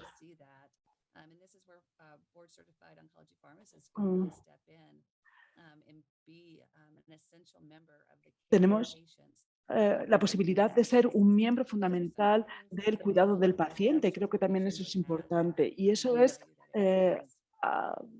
otro valor más que yo creo que añade a los anteriores. Bueno, muchas gracias, Cindy.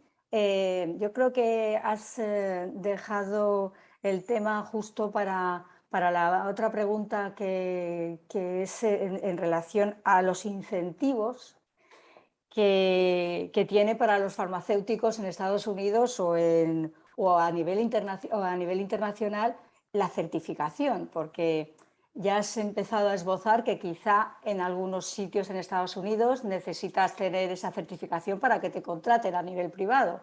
Entonces, Cirín, por favor, amplíanos esta aportación de los incentivos, porque yo creo que es muy interesante y quizá luego ya al final del debate podamos también comentar cómo vemos nosotros eso en España, ¿no? Entonces, Cirín, por favor, cuéntanos. El micrófono, por favor. Thank you for having me. Gracias por tenerme aquí hoy. Bueno, yo soy Cirín, soy una de las farmacéuticas oncológicas en Memphis. Me ha encantado escuchar lo que estáis haciendo en España y la implicación de los farmacéuticos. Yo estoy implicada con BPS y nos dice que el mayor grupo de farmacéuticos oncológicos, además de los Estados Unidos, está en España. Y me encanta saber que hay un grupo tan grande en ese país. Con tu pregunta, creo que Cindy ha dicho prácticamente todo, ha tocado todos los puntos con respecto a los beneficios. Creo que una de las cosas que añadiría quizás es que los empleadores están pidiendo que los farmacéuticos estén certificados para poder trabajar a mayor nivel y para poder ser para que puedan recetar medicamentos y cosas así. Luego, para eso necesitas la certificación BCOP y creo que también es importante que es similar a lo que se está haciendo con otros profesionales para obtener ese estado de profesionalidad. Otros profesionales necesitan sus propias certificaciones. Entonces, a mí me gusta ver que los requisitos para los farmacéuticos es el mismo y que los contratos o el acuerdo es que para poder ser un farmacéutico avanzado, la manera de hacerlo es con esa certificación BCOP y eso mejora el reconocimiento entre todos los trabajadores, no solo entre los farmacéuticos. Otro aspecto, por ejemplo, en los Estados Unidos, hay diferentes maneras de diferenciar los distintos niveles de práctica. Y con la certificación BCOP y mantenerla durante muchos años muestra un nivel de compromiso con la excelencia en la profesión y con el deseo de estar siempre actualizado con respecto a lo que está ocurriendo en el área de la oncología. Yo estoy en oncología, pero también estoy en pediatría y tengo esa certificación y la mantengo porque para mí es importante saber qué es lo que está ocurriendo en ese mundo y cómo eso lo puedo también transferir de un mundo a otro, de un área a otro. Entonces, los aprendizajes que adquiero en los dos campos siempre me ayuda. A nivel internacional, lo que he observado,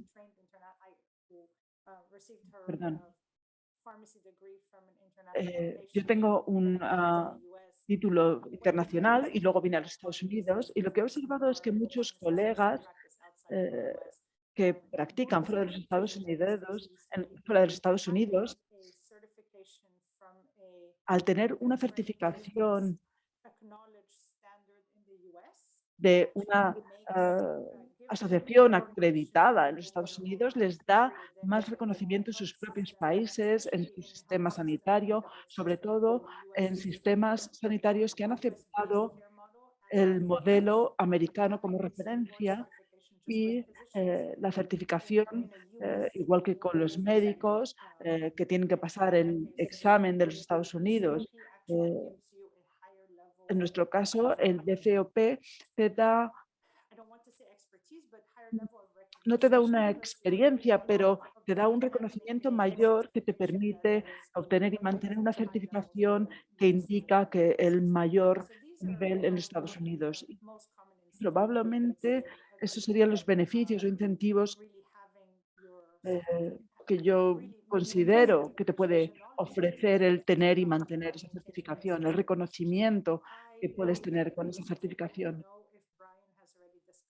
No sé si Brian ha discutido esto porque llega tarde, pero en la página web de BPS hay una página donde los empleadores hablan y dan indicios para los farmacéuticos para que tengan incentivos para que puedan obtener esa certificación. Si Brian no lo comparte en el chat, en los próximos minutos yo lo puedo poner y ahí podéis ver algunos ejemplos de los incentivos para los farmacéuticos. Creo que antes una limitación era el coste de la certificación. Muchos farmacéuticos no querían pagar de su dinero para obtener esa certificación y para mantener esa certificación. Pero ahora los empleadores dan incentivos para que los farmacéuticos realicen estos exámenes y también cubren los gastos de los créditos para poder mantener esa certificación. Y eso ha marcado una gran diferencia y ha ayudado a incentivar a las personas para que obtengan para que pasen ese examen, porque la certificación es cada vez un requisito mayor para los farmacéuticos. Y ahí parece que Brian ha puesto el enlace. Gracias, Brian. Vale.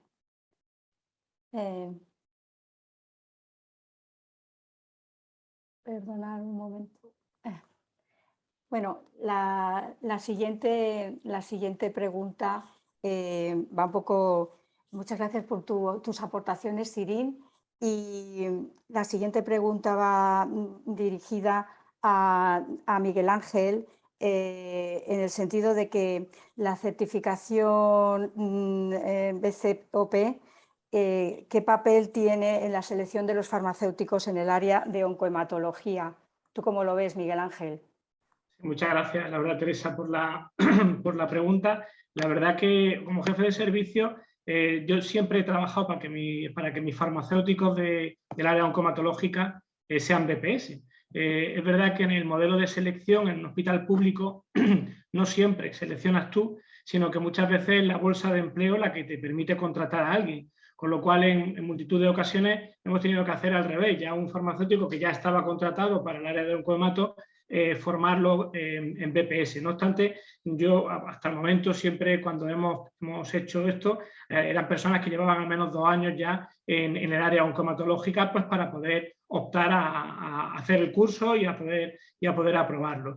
Sin duda, si yo pudiera hacer la selección siempre, lo exigiría como un requisito. No está muy bien valorado como se merecería en las bolsas de empleo y probablemente tampoco igual de bien valorado en las ofertas públicas de empleo para las plazas. Pero sin duda yo creo que es un criterio de selección para que tu área de oncohematología esté a un nivel adecuado, no solo dentro del hospital, para tu oncólogo, hematólogo y el resto de especialidades que colaboran en el tratamiento de cualquier tipo de tumor, sino también por la visibilidad externa que puedes tener como hospital, pues por trabajar también en GDFO, hacer proyectos con la SEF y estar a un nivel adecuado. Ojalá tuviéramos la situación que hay en Estados Unidos, puede que en el futuro lleguemos a ese punto, ojalá, y yo creo que vamos en buena línea. BPS, al ser una entidad privada, en muchas de las bolsas de empleo tampoco cuenta como se merecería, con lo cual hay muchos farmacéuticos que prefieren hacer algo por la universidad o similar para ello o para compensar, pero ciertamente en el área oncohematológica yo lo que veo es que cuente más o menos en las bolsas de empleo y en las ofertas públicas de empleo es algo que mis farmacéuticos y mis farmacéuticas de este área siempre han querido hacer y yo siempre solo he tenido que facilitarlo y ellos han dedicado muchísimo tiempo, como ha dicho antes Sacra o Sefa, muchísimo tiempo suyo, libre, pues para poder optar no solo a aprobarlo, sino a las recertificaciones, como se comentaba hace un momento, que son también bastante intensas, y el hecho de que cada 7 años tengas que volver a pasar por allí, ¿no? La verdad es que es un proceso de formación continuada intenso, muy duro, pero creo que merece la pena y además, sobre todo, como ha comentado antes Sacra, la red que se ha creado de profesionales y de conocimiento que se apoyan muchísimo. Yo lo sé por los farmacéuticos que he tenido la suerte de tener en mi equipo que han hecho el BPS en oncología. Entonces, ellos se apoyan muchísimo y se estimulan muchísimo. Y como he comentado antes, pues creo que eso nos da una visibilidad al farmacéutico dentro del equipo fantástica.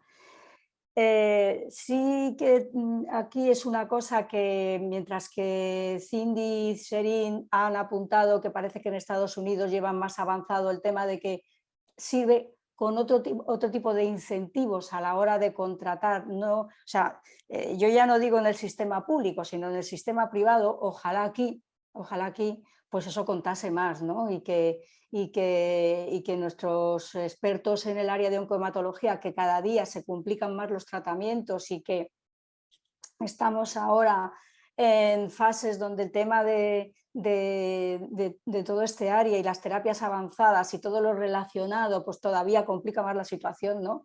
Pues yo creo que sería muy importante que para contratar a las personas pues se tuviera esto en cuenta. No sé, Miguel Ángel, si durante tu tiempo estupendo de presidente se hicieron algún tipo de aproximación a los criterios de poder evaluar dentro del sistema público, de introducir en el sistema público en las convocatorias el tema de poder evaluar la certificación y los incentivos correspondientes. Nosotros trabajamos con el Ministerio de Educación en la posibilidad de que se reconociera como un título académico que es realmente. Lo que pasa es que fueron negociaciones bastante lentas y que luego las comunidades autónomas pues, no siempre lo implantan en sus hospitales públicos, ¿no? Pero vamos, a mí no me cabe ningún tipo de duda de la idoneidad y de la necesidad de que sea un título pues, exigible, ¿no? Y en esta línea yo creo que debemos de ir trabajando, ¿no? También hay aspectos que antiguamente no contaban y ahora ya sí cuentan, y realmente, y también estuvimos trabajando en el hecho de que tuviera un aval de universidad, es decir, que hubiera algunas universidades que lo avalaran como título propio, pero llevaba consigo la incorporación de otras actividades docentes complementarias. Vale. Bueno, pues muchas gracias. Antes hemos hablado de, tanto Sefa como Sacra han hablado del papel que ha tenido GDEFO en el tema de la certificación del BCOP. Me gustaría también conocer la perspectiva de Cindy en el sentido del papel que ha tenido OPA en la certificación del BPS en oncología, y también si Sacra quiere aportar o Sefa alguna cosa más en el sentido de GDEFO, pues que lo podamos compartir. ¿Qué opinas, Cindy? Yeah, so yeah, and I invite Serene to join in if she has any additional comments. Sí. Bueno, OPA es una asociación de farmacéuticos oncológicos aquí en los Estados Unidos. Es una organización donde están todos los farmacéuticos de oncología y oncomatología. Luego es un lugar estupendo para interaccionar con otros colegas y aprender unos de otros. Se han asociado con BPS para apoyar a los farmacéuticos que quieren obtener la certificación y con diferentes formatos para ofrecer esta certificación y con diferentes fuerzas que van a permitir a los farmacéuticos mantener esta certificación, concursos de preparación para ayudarlos a centrarse, a mejorar sus conocimientos, para que cuando tomen este examen o realicen este examen estén bien preparados, además de la formación de experiencia que están adquiriendo en sus residencias o en sus especializaciones en farmacia oncológica. Además hacen un gran trabajo garantizando que los temas son relevantes para cada momento y también identifican los temas que hay que presentar y que hay que tratar. Y además garantizan o se aseguran de que las personas que van a hablar sobre cada tema sean especialistas en esos temas y además todo luego es revisado por otros especialistas. Luego siempre se garantiza que las presentaciones sean de muy alto nivel, y se garantizan también que la calidad es la más adecuada en todos los servicios. Desde luego ha sido una asociación fantástica y una forma estupenda para que los farmacéuticos puedan mantener y adquirir esa certificación en farmacia oncológica. Muchas gracias. No tengo mucho que añadir, excepto que para los que se están formando, cuando tenemos personas interesadas en formarse y en obtener la certificación, para nosotros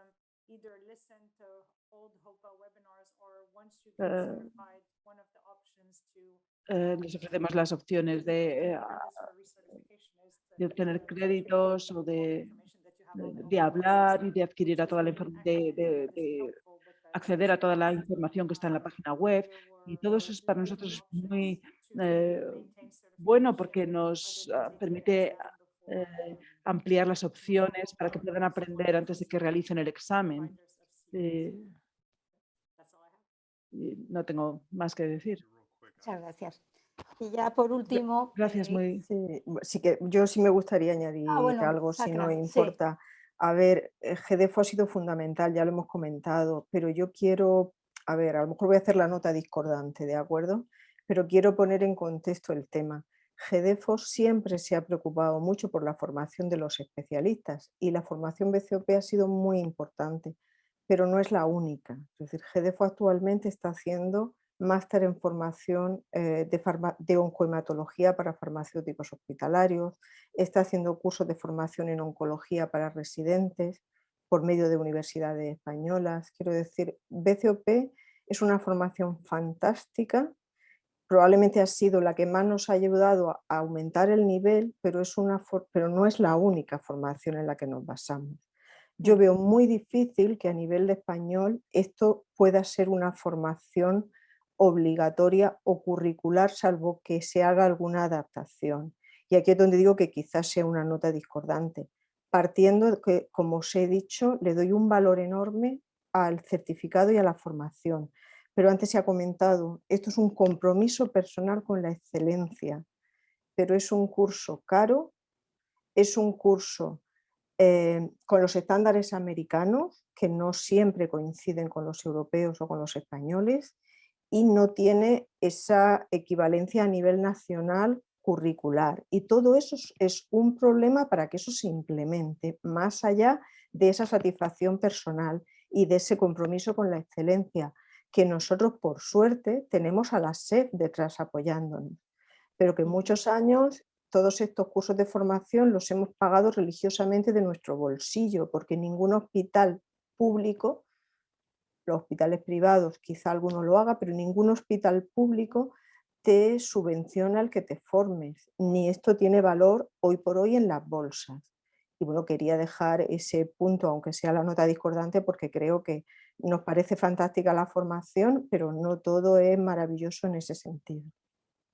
Gracias. Perdón por el apunte. No, está fenomenal porque bueno, es una aportación importante porque desde luego desde el punto de vista económico es tremendamente costoso y claro, la SEF da las becas y tal, pero hay gente también que los servicios tú tienes que motivarla, que quieres que lo hagan y tienes que conseguir ayudarles con un recurso de forma externa, ¿no? Entonces, pues estoy completamente de acuerdo contigo, ¿no? Y bueno, pues quizá eso pueda ser una limitación a la hora de... Y hemos visto, fíjate tú, la cantidad de BPS en oncología que hay en España, ¿no? No sé si Sefa quiere apuntar algo más en este sentido de GDEFO o si ya... Bueno, yo si quieres pasamos a la siguiente. Yo, Sí. bueno, apoyar, defender muchísimo el papel de la formación que ha tenido GDEFO entre nuestro colectivo desde los inicios. Es un área de una profundización clínica muy específica, muy especializada, que como ha apuntado antes Eduardo Mariño, pues no se da en nuestras currículum universitario. Tampoco creo yo que sea el sitio para dar como formación tan especializada durante la licenciatura y es evidente que había una necesidad posterior y GDEFO en ese sentido pues bueno, lo ha promocionado de una manera muy, muy evidente. Bueno, muchas gracias. Y ya pasamos a la última pregunta de este segundo panel y es que podéis intervenir quienes lo estiméis oportuno o todos. ¿Cómo veis el futuro de la especialización, subespecialización? La verdad es que estoy de acuerdo con lo que ha dicho Eduardo antes, no es una subespecialización, es una supraespecialización. Entonces estoy muy de acuerdo con él. Para ver cómo veis el tema de la especialización en farmacia oncológica. ¿Quién interviene primero? Tú. Déjame empezar a mí porque bueno, luego Sí. le pediré la palabra a gente más formada en los ámbitos, pues en las relaciones y en los ámbitos profesionales y en los ámbitos legislativos, como pueda ser quizá Miguel Ángel, ¿no? Pero es necesaria una supraespecialización, es necesaria. Los conocimientos que te da, por descontado, nosotros partimos de una especialización en farmacia hospitalaria que ya nos da una formación en farmacia oncológica y en eso estriba uno de los éxitos de nuestros alumnos en el curso, pero no es suficiente. Es necesaria, pero no es suficiente. Y es evidente que tiene que existir una especialización posterior y además de una manera continuada por los avances y cambios que se dan en nuestra área. No, y aquí es donde yo desconozco cómo está el tema, pero cuando se presentó el proyecto de Real Decreto para la troncalidad y las áreas de especialización y la SEF, nuestra sociedad, presentó alegaciones entre las cuales se solicitaba el área de la farmacia oncológica como una de las 4 áreas de capacitación profesional y que hubiera resuelto muchos de los requerimientos que ahora estamos comentando para el acceso a plazas, pues yo lo vi muy bien, que se reconoció el área de la capacitación en farmacia oncológica como un área de capacitación posterior necesaria a la licenciatura y que además nuestra sociedad lo defendía y lo solicitaba. Esto quedó parado, no sé si aquí Miguel Ángel nos puede hacer alguna aportación, pero yo creía que era el camino por el que había que ir, para reconocerlo. Sí, efectivamente, yo estoy de acuerdo con Sefa y así se hizo. Era lo que se llama área de capacitación específica, digamos un área de expertos para especialistas en farmacia hospitalaria que luego hacen 1 o 2 años en un centro, digamos, que esté acreditado y ese 1 o 2 años son años, digamos, que también son remunerados.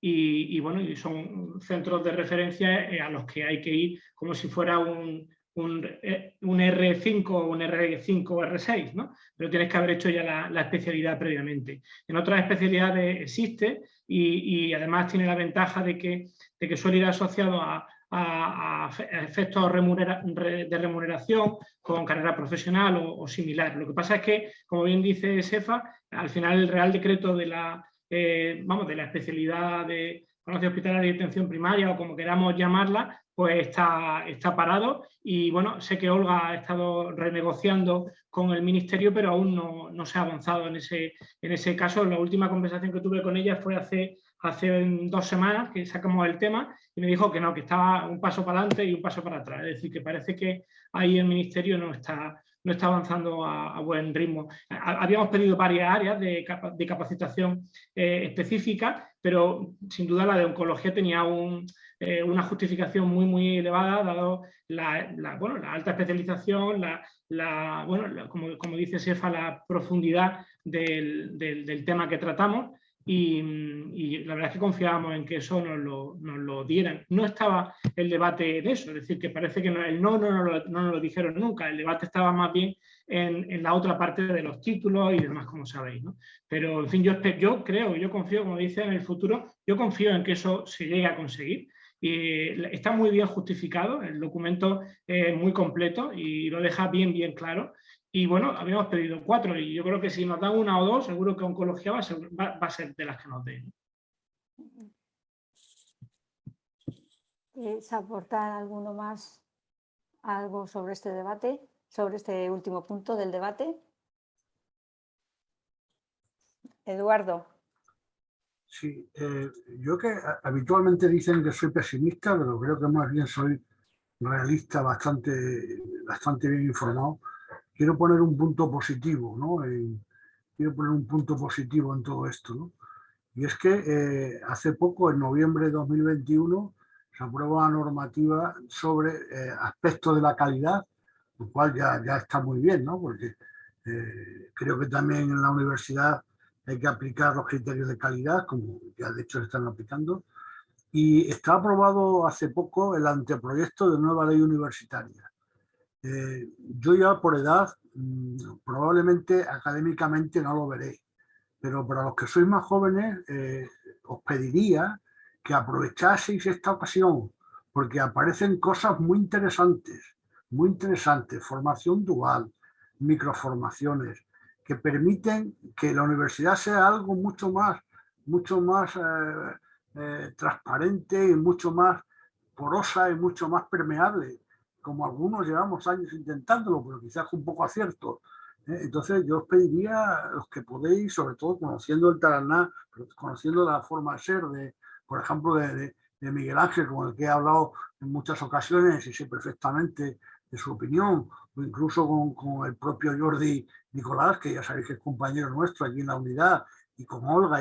Yo creo que hay muy buenas oportunidades, pero las tenemos que saber aprovechar. O si me permitís la modestia, las tenéis que saber aprovechar. Porque nos jugamos mucho, pero hay muchas oportunidades. Disculpad la última intervención, pero... Muchas gracias, Eduardo. Fenomenal, Eduardo, muchas gracias. ¿Alguna intervención más? O si no, pasamos a Josep que cierre el debate. ¿Queréis intervenir alguno más?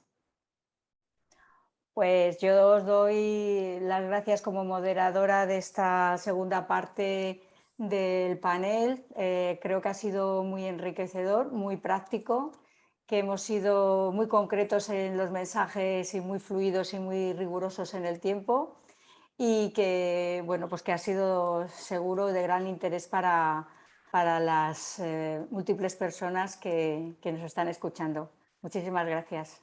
Josep.